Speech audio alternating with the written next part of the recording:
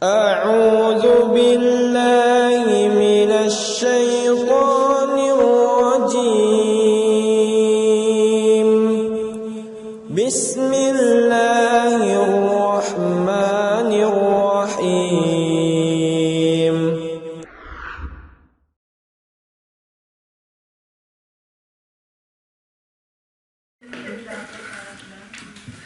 Siap? Bismillahirrahmanirrahim. Alhamdulillahilladzi hadana li hadza wa ma kunna laula hadanallah. Asyhadu an la ilaha illallah wahdahu la syarika lahu wa asyhadu anna Muhammadan abduhu wa rasuluh. Allahumma shalli wa sallim wa barik ala nabiyyina Muhammad wa ala alihi wa ashabihi ajma'in. Amma ba'du. Allahumma anfa'na bima 'allamtana ma yanfa'una wa zidna ilman nafi'an. Hadirin wati iman, jemaah sekalian yang sama-sama mengharapkan ridho dan maghfirah Allah. Alhamdulillah pada pagi ini kembali kita berkumpul di Baitun Mubarakah, rumah yang diberkahi dalam rangka talabul ilmi, mencari rahmat Allah, menggapai ridhonya dengan terus meningkatkan keilmuan dan keimanan. Seperti biasa pada hari Selasa ini kita akan membahas tafsir Al-Quran, dan sekarang menginjak surah Al-Fajr ayat ke-5 ya. Surah Al-Fajr kemarin sampai ayat ke-4. Wal fajr, demi fajar, walayalin ash, demi malam yang 10. Terus wasyafi wal watar, demi yang genap dan yang ganjil. Walaili idza yashar, dan demi malam apabila telah.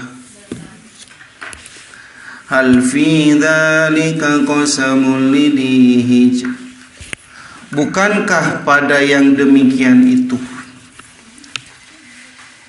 terdapat sumpah lidhi hijr bagi orang-orang yang berakal?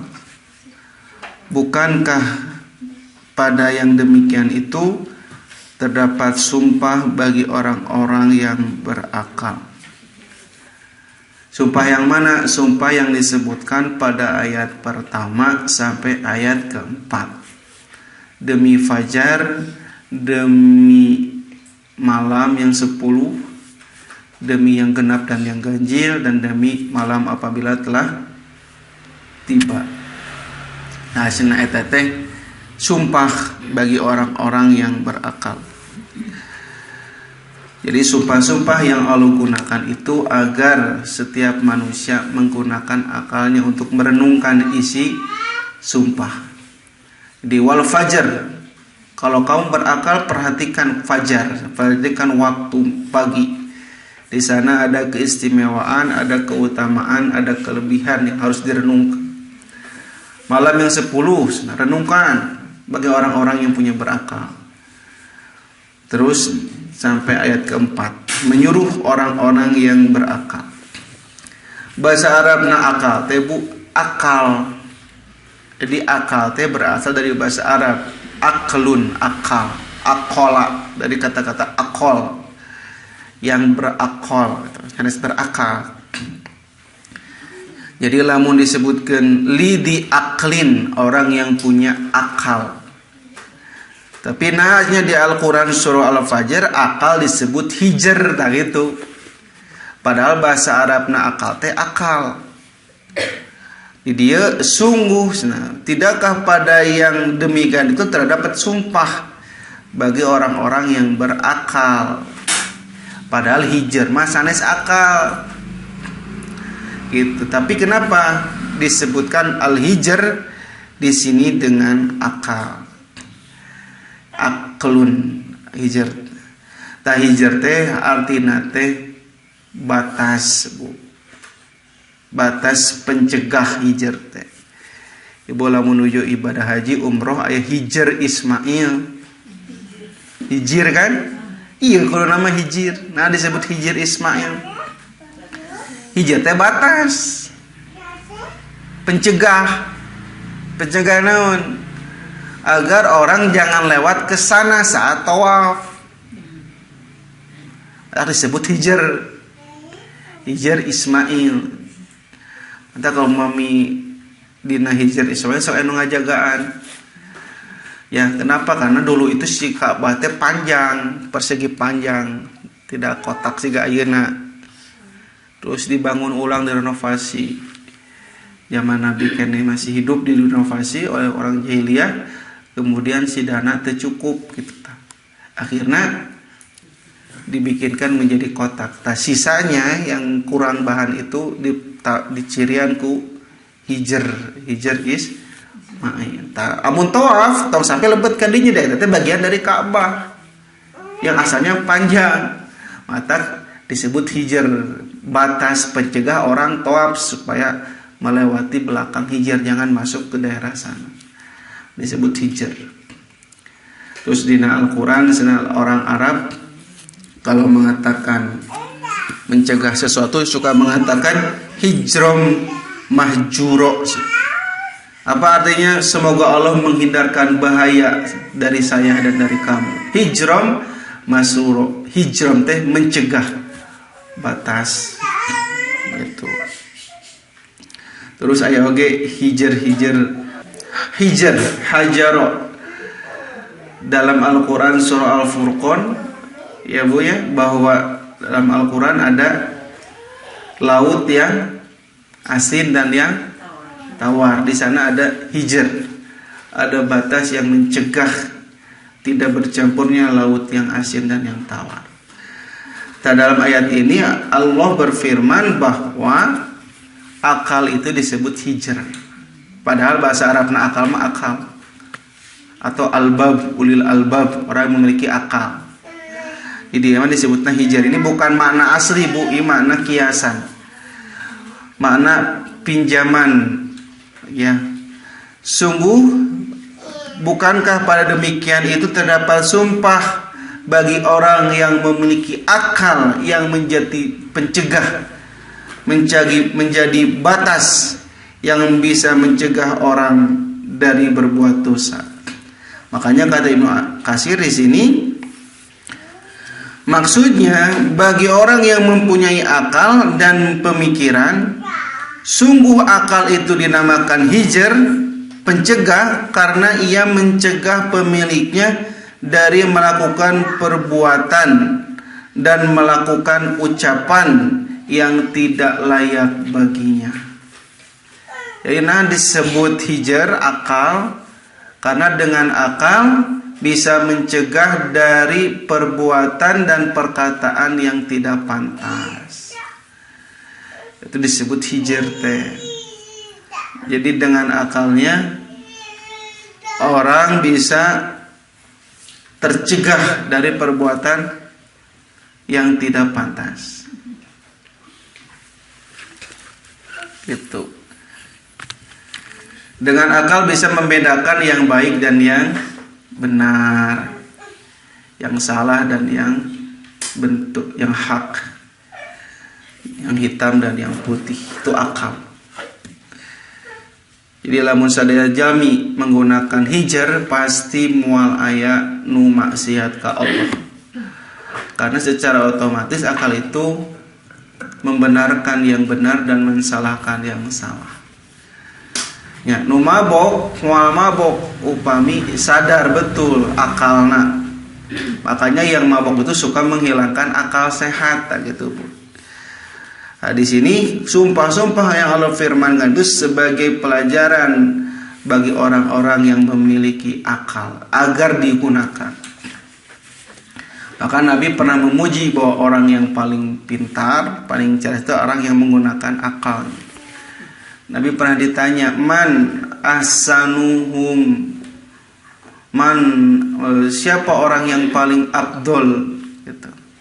Orang muslim yang paling afdol siapa? Kata Nabi, ahsanuhum hulukan, orang yang paling baik akhlaknya. Itu orang yang paling utama. Seutama-utama manusia adalah orang yang paling baik akhlaknya. Terus kata sahabat, siapa orang yang paling cerdas? Tadi siapa orang yang paling utama, yang abdol?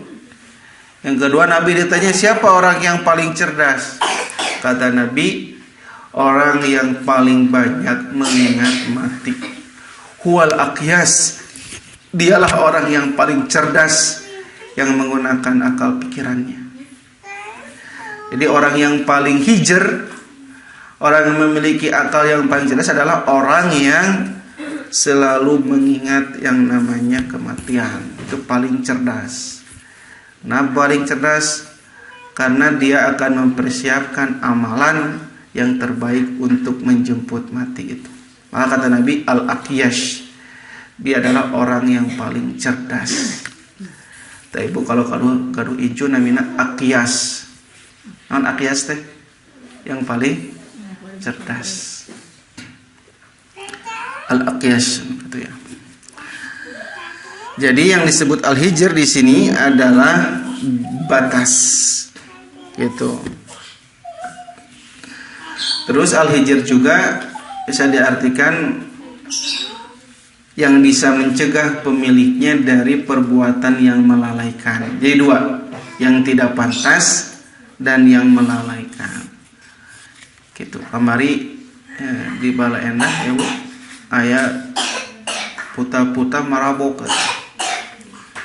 Jadi pas nuju macu abis nuju ngalatana, tiba-tiba aya ambulan. Cing goreng aya nu maot. Gara-gara naon? Tilu adik kakak cenah tiluanana minum miras oplosan. Gitu. Adik kakak tiluanana cenah. Nu hiji maot cenah, nu dua di rumah sakit. Ini resep pisannya eta jelema. Maot teh sia-sia. Ih miras oplosan teh geuning miras anu ecek-ecek dibuatku sendiri. Maot. Bagaimana perasaan orang tua itu cenah. Nah, tadi kakak ada teh. Sawarna teh. Tah, kenapa lamun akal jalan pasti mau sampai minum manusia kitu. Enak kene bajigur rebu daripada miras. Enak kene banrek ya teh manis ikalkah miras oplosan teh make pae. Nah, itu karena hijrnya tidak berfungsi. Maka kata Allah, bukankah pada demikian itu ada sumpah untuk orang-orang yang memiliki akal sebagai batas yang bisa mencegah dari perbuatan yang sia-sia dan lalai. Semua sumpah ini menyebutkan waktu-waktu ibadah. Jadi sumpah-sumpah yang terlewat, al-fajr, waktuna salat subuh. Terus 10 hari waktunya melaksanakan ibadah pada bulan Dzulhijjah dan bulan Ramadan yang sudah diterangkan pada ayat sebelumnya. Terus witir, genap menjelaskan sholat. Dan yang terakhir walaili idza yasr, itu sama dengan waktu malam yang digunakan untuk ibadah tahajud, ibadah-ibadah yang lain. Tadi sana ada sumpah yang merupakan peringatan bagi orang-orang yang berakal agar menggunakan waktu yang dijadikan sumpah itu untuk ibadah kepada Allah Subhanahu wa taala.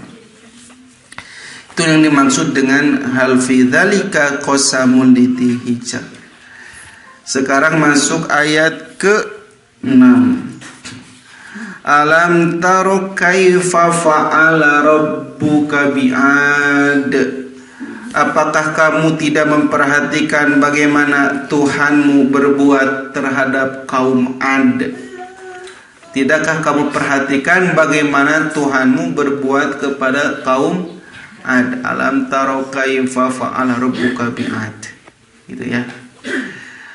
Kaum Ad. Jadi saat Allah menerangkan sumpah, Allah nyempilkan 10 ayat di tengah surat Al-Fajr tentang kaum-kaum yang dibinasakan. Di 10 ayat tentang kaum-kaum yang binasakan. Pertama kaum Ad, kedua kaum Samud, ketiga Fir'aun, kaum Fir'aun. Tilu. Jadi disempilkan di Al-Quran surah Al-Fajr 3 kaum yang dibinasakan.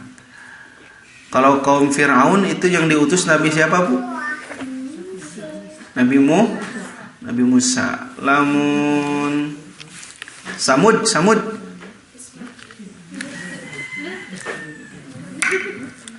lamun Samud Nabi saha nu diutus?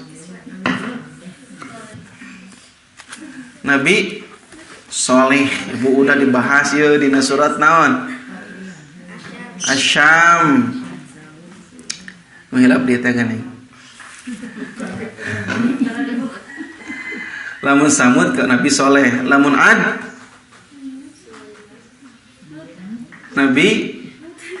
Nabi Hud. Astagfirullahaladzim. Nabi Lut we. Ya lamun Fir'aun man Nabi Musa, Soleh man Nabi Samud man Nabi Soleh, upami Ad Nabi Hud. Tak gitu. Jadi ini disimpilkan. Alam taro kaifa fa'ala rabbuka bi'ad. Tidakkah engkau memperhatikan kaum Ad? Itu kita wa Samud wa Fir'aun. Itu. Kalau kaum Ad Nabi Hud, kalau Samud Nabi Soleh, kalau Fir'aun Nabi Musa. Tabu baik kaum Ad, kaum Samud, sang kaum Fir'aun ini orang-orang kaum-kaum yang lupa daratan. Orang-orang yang sombong, super sombong. Jadi lamun kaum Ad mah sombong dengan fisiknya, Bu. Fisiknya teh bararada besar. Keremang fisiknya besar, punya kekayaan. Kaum Samud sama, kaum yang sombong dengan kekayaan. Kalau kaum Fir'aun yang sombong dengan jabatan Fir'aun. Tapi ending ketiga kaum ini selalu Allah musnahkan gitu. Jadi jalmi-jalmi anu sombong pasti Allah musnahkan. Diperhatikan ini dia. Alam taro kaifa fa'ala rabbuka bi'ad. Apakah kamu tidak memperhatikan bagaimana Tuhan berbuat kepada kaum Ad? Mereka adalah orang-orang yang membangkang, yang Allah sangat murka. Mereka orang yang angkara murka dan sewenang-wenang dan durhaka kepada Allah, menulistakan rasul-rasulnya, mengingkari kitab-kitabnya. Maka Allah menyebutkan bagaimana Dia membinasakan mereka dan menghancurkan mereka, serta menjadikan mereka sebagai pelajaran dan kisah-kisah umat yang durhaka. Jadi itu ayat ditujukan ke saya, Bu. Ditujukan dulu ke kaum jahiliyah Bani Quraisy, ke suku Quraisy ya, Bu ya. Ke kafir Quraisy ditujukan ate. Ke Abu Lahab, Abu Jahal, Walid bin Mughirah yang menentang dakwah Nabi Muhammad dan mereka sombong. Cek Allah, tidakkah kamu memperhatikan apa yang Allah berbuat kepada kaum Ad? Baheula aya jami anu leuwih kuat tibatan anjeun. Sampai dina Al-Qur'an surah Fusilat, kaum Ad mengatakan, man asyaddu minna quwwah, siapa orang yang paling kuat daripada kami? Gunung-gunung bisa kami pahat, Bu. Gunung-gunung dipahat, dijadikan istana. Itu kaum Ad. Jadi gunung-gunung nu menjulang tinggi dijadikan istana. Zaman baheula can aya kren, tar kren, Bu. Can aya kren, can aya beko, can aya alat-alat berat. Tapi eta kaum Ad bisa membuat istana di gunung-gunung gitu. Kakek tinggal nanti di Irom, yang di Irom. Terus tinggal nanti di Al-Ahqaf, padang-padang pasir yang banyak gunung-gunung Utab. Ya, Jabal Utab. Terang Bu Jabal Utab. Jabal teh gunung, Utab teh dibalikeun batu. Utab. Jabal Utab, gunung batu gitu. Ya, kapungkur usah itu naon? Itu teh Jabal Utab. Kan aya Jabal Nur. Itu mah Jabal Utab. Padahal tapi bukan bahasa Arabnya. Gunung batu gitu, Bu. Ta gunung-gunung batu ku kaum Ad bisa dijadikan istana. Bayangkan sakumaha badanna, bagaimana perawakannya ta. Gunung-gunung yang batu bisa dipahat menjadi sebuah istana. Jeung sinabu si pinggir-pinggir nate dengan bulu-bulu yang bisa menahan dingin. Wah, kumaha bangunan luar biasa. Maka orang-orang yang sombong hari ini geus katinggalan zaman atau kaum Ad. Kaum Ad mah sudah lebih dulu senang gitu. Lebih dulu mereka sombong dan akhirnya Allah binasakan siksa dengan siksaan yang luar biasa. Mereka adalah kaum Ad yang pertama, keturunan dari Ad bin Iram bin Aus bin Sam bin Nuh. Jadi Ad bin Iram bin Aus bin Sam bin Nuh, berarti generasi kelima dari Nabi Nuh. Jadi Nabi Nuh teh naon nanya, "Aki nini buyut kumaha Bu?" Ini generasi kelima ya. Nah, buyut nanti nini aki nini buyut udah galat teh. Gitu lah generasi kelima. Dan kauman ini adalah kaum Arab yang sudah punah gitu. Tapi jejak-jejaknya masih kini aya Bu. Ibu tinggal mau jalan-jalan sok aya keneh jejak-jejak kaum Ad, kaum Samud. Tinggal ibu amang we ka Al-Ahqaf, ka Yaman atau ke daerah Damaskus atau daerah Syria ka itu kaluhur. Perbatasan antara Arab jeung negara yang disebut dengan Syam. Di sanalah rekam jejak kaum Ad dan Samud. Itu Nabi Nuh. Jadi Ad bin Iram bin Aus bin Sam bin Nuh. Jadi Ad generasi kelima Nabi Nuh alaihi salam.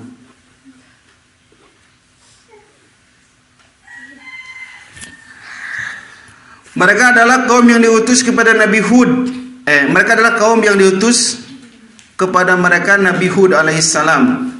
Lalu mereka mendustakannya dan menentangnya. Maka Allah menyelamatkan Nabi Hud dan orang-orang yang beriman bersama Nabi Hud dari siksaan yang Allah binasakan kepada kaum Ad. Di dalam Al-Quran surah Al-A'raf ayat 65, 60-an Nabu, dan surat Hud dan surat Fussilat Allah berfirman bahwa Allah mengirim kepada kaum Ad Nabi Hud yang Nabi Hud serukan pertama kali, ya qaumi budullah, wahai kaumku sembahlah Allah, malakum min ilahin ghairuh, kenapa kalian menjadikan Tuhan yang lain selain Allah. Jadi sadayana Nabi intinya satu, mengajak umatnya kepada tauhid, mengesahkan Allah Subhanahu wa taala. Jadi sanajan kaum Ad beunghar, fisiknya kuat, tapi tetap mereka semua itu menyembah kepada berhala-berhala. Berhala-berhala warisan Nabi Nuh kaitna teh. Warisan kaum Nabi Nuh. Jadi kieu Bu, Nabi Nuh lah yang diutus ku Allah. Karena Nabi yang pertama kali punya umat Nabi Nuh yang punya umat. Nabi Nuh diutus. Kemudian Nabi Nuh dakwah beratus-ratus tahun. Selama Nabi Nuh dakwah, nu iman ngan sakadik. Nu iman ngan sakadik eta mah nu saleh, nu bager sakadik. Eta mah sudah menjadi sunatullah. Jadi nu iman, nu saleh jeung nu salah lebih seueur nu salah. Nah, tatkala banyak yang salah, nu iman sakadik dan dakwah sudah di ujungnya, maka Allah menyelamatkan Nabi Nuh, lalu Allah binasakan yang salahnya, ditimpa azab dengan banjir bandang teh. Nah, selamat berarti nu sisa Nabi Nuh jeung umat dan nu saroleh. Karena nu salah terus dibinasakeun ku Allah. Tah, Nabi Nuh maut. Berarti nu sasana teh jalmi-jalmi saleh umat tanya Nabi Nuh meninggal. Kemudian umat-umat Nabi Nuh yang soleh-soleh ini ngalahirkeun anak cucu, kata gitu, generasi.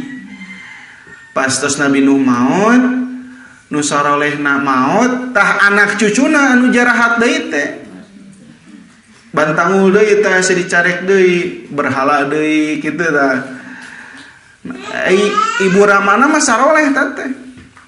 Ibuna Rama teh melahirkan generasi yang jahat. Datanglah kaum Ad gitu. Jadi kaum Ad teh cikal bakal dari Nabi Nuh yang dulunya saroleh orang tuanya teh. Cuman seiring dengan perkembangan zaman, Nabi Nuh, nabinya sudah meninggal, orang-orang solehnya sudah meninggal dari umat Nabi Nuh, sisalah generasinya, anak cucunya yang semua jahat-jahat.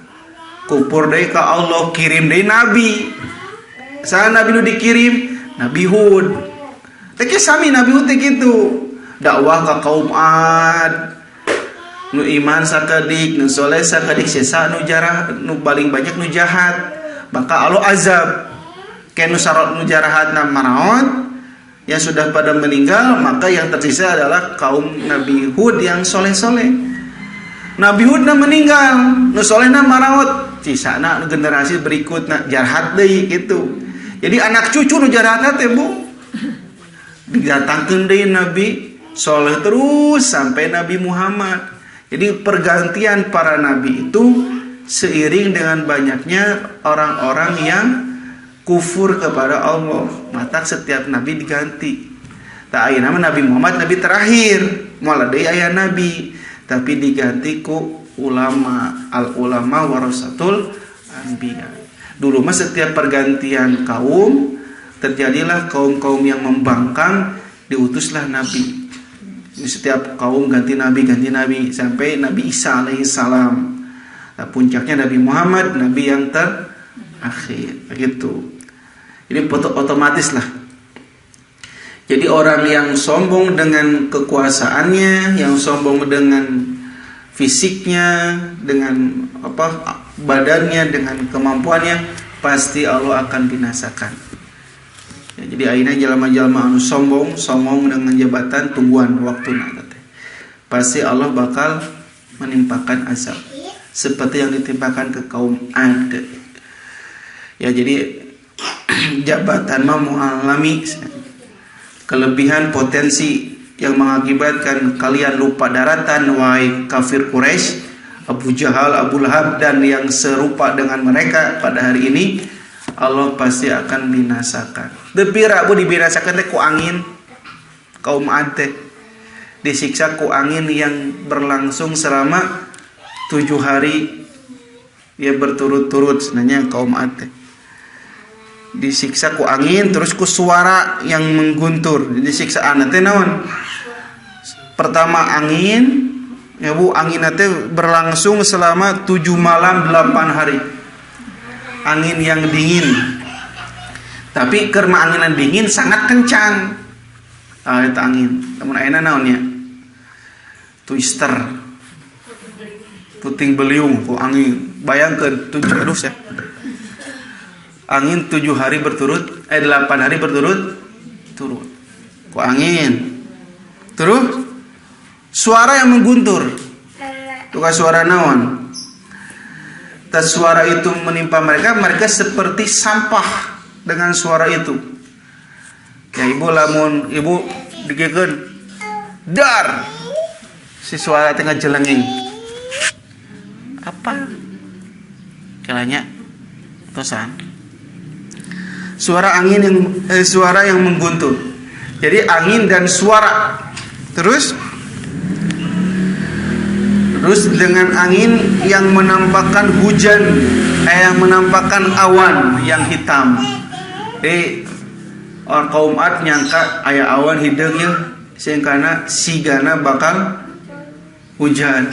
Apa teh? Teu hujan. Apa teh kalaka ngaluarkeun angin yang kencang kayak itu. Itu siksaan yang menimpa kaum Ad. Gitu. Jadi kaum Ad disiksa dengan angin dan suara yang mengguntur, yang menghancurkannya. Itu Bu. Iromadatil imad, penduduk Irom yang mempunyai bangunan-bangunan yang tinggi. Tuh tinggal nanti di Irom. penduduk Iram yang mempunyai bangunan-bangunan yang tinggi yang berkedudukan sebagai atop.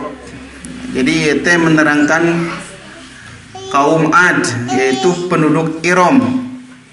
Karena kaum Ad itu memiliki rumah-rumah yang terbuat dari bulu, yang ditegakkan dengan tiang-tiang yang kuat lagi kokoh, maka terkenal kuat di masanya dan paling besar tubuhnya. Untuk itulah Rasul diutus kepada mereka, yaitu Nabi Hud, untuk mengingatkan mereka atas nikmat Allah yang diberikan kepada mereka.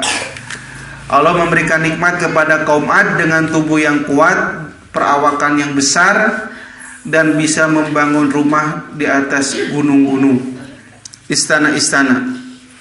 Tapi mereka lupa atas nikmat Allah tersebut. Seperti dalam Al-Quran surah Al-A'raf ayat 69, Allah berfirman, wazkuru idza'alakum khulafa'a min ba'di qaumi Nuh. Ingatlah oleh kalian di waktu Allah menjadikan kalian sebagai pengganti-pengganti yang berkuasa setelah lenyapnya kaum Nuh. Wazadakum fil khalqi bastatan fazkuru Allah la'alakum tuflihun. Dan Allah melebihkan kekuatan tubuh dan perawakanmu kepadamu, wahai kaum Ad. Maka ingatlah nikmat-nikmat Allah supaya kamu mendapat keberuntungan. Surah Al-A'raf ayat 9. Surat Fussilat ayat 15. Fa'amma adun fastakbaru fil ardi bighairil haqq. Maka adapun Ad, maka mereka menyombongkan diri di muka bumi tanpa alasan yang hak. Wa qalu, dan mereka berkata, man asyaddu minna quwwah, siapa yang paling kuat daripada kami? Tentulah kami paling kuat. Awalam yarau annallaha alladzi khalaqahum wa asyaddu minhum quwwah. Tidakkah mereka memperhatikan bahwa Allah yang menciptakan mereka adalah yang paling kuat? Jadi gara-gara punya kelebihan, punya potensi fisik dan kemampuan, itulah yang menyebabkan orang jadi sombong.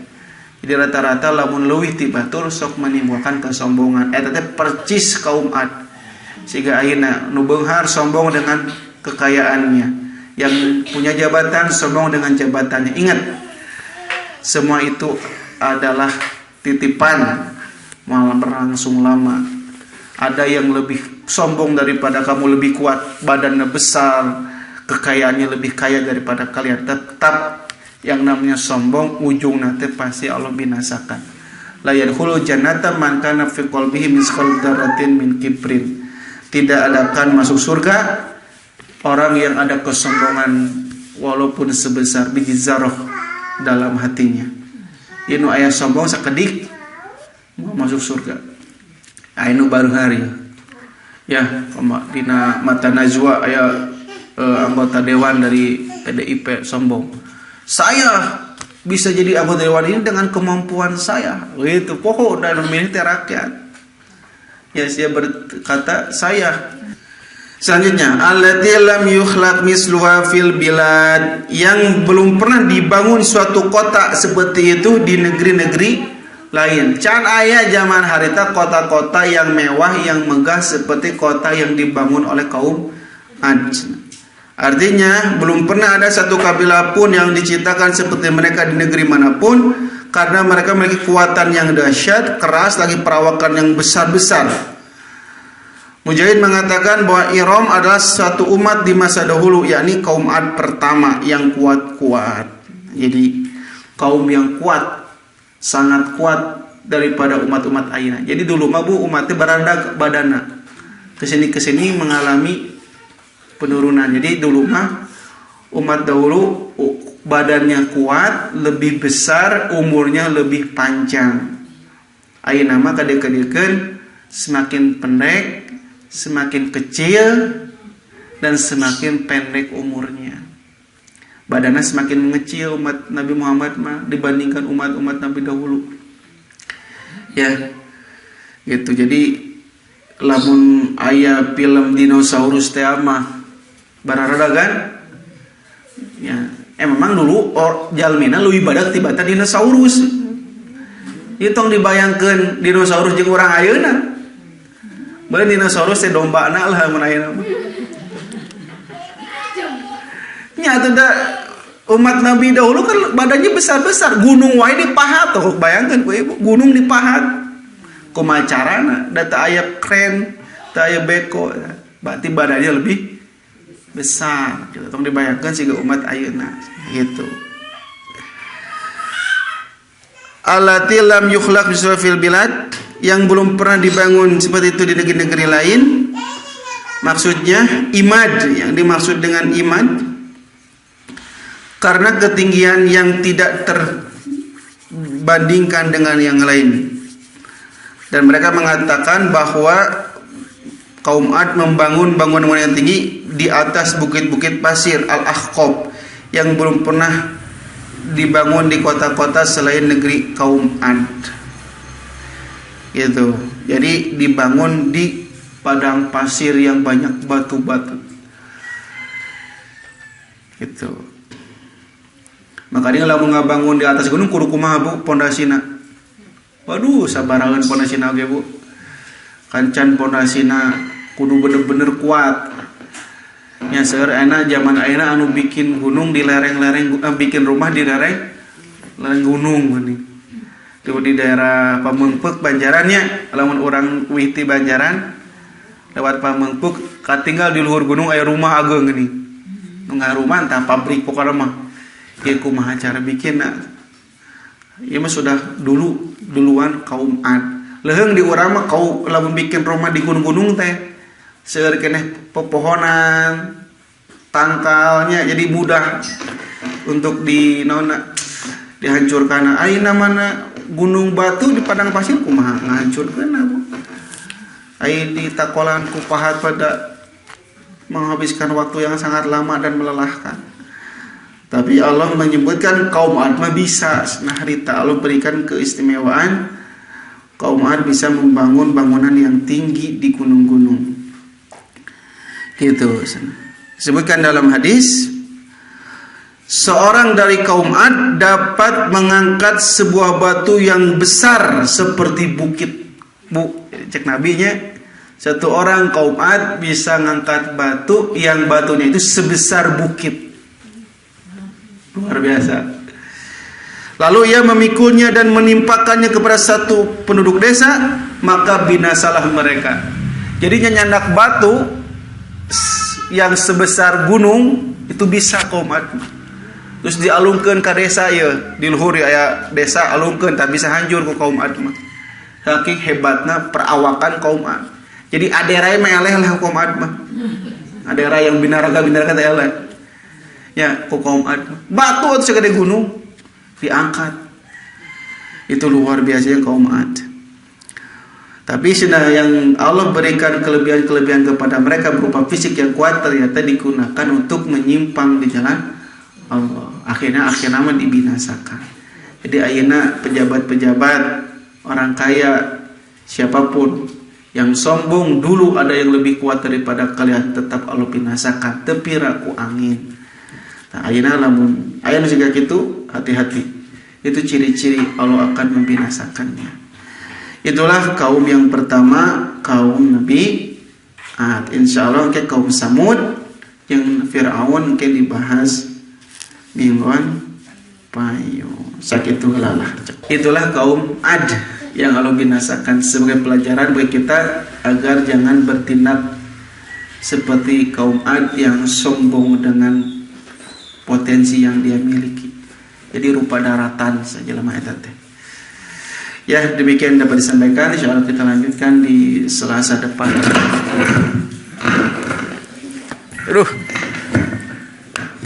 Kita lanjutkan Selasa depan dalam kajian tafsir surah Al-Fajr. Allahumma rabbana atina fid dunya hasanah fil akhirati hasanah wa qina adzabannar. Aqulu qouli hadza wa astaghfirullakum. Assalamualaikum warahmatullahi wabarakatuh. Bagian teman-teman, mohon kita amalkan Quran surah 58 ayat 11 ya. Ya ayyuhalladzina amanu idza qila lakum tafassahu fil majalis fafsahu yafsahillahu lakum. Hei orang-orang beriman, jika diinfokan pada kita, ayo kita share, luaskan supaya orang lain mendapatkan kenyamanan yang sama, maka cepat respon. Orang yang bisa meluaskan bagi orang lain, Allah akan luaskan titian kehidupan apapun yang amalkan dalam kehidupannya.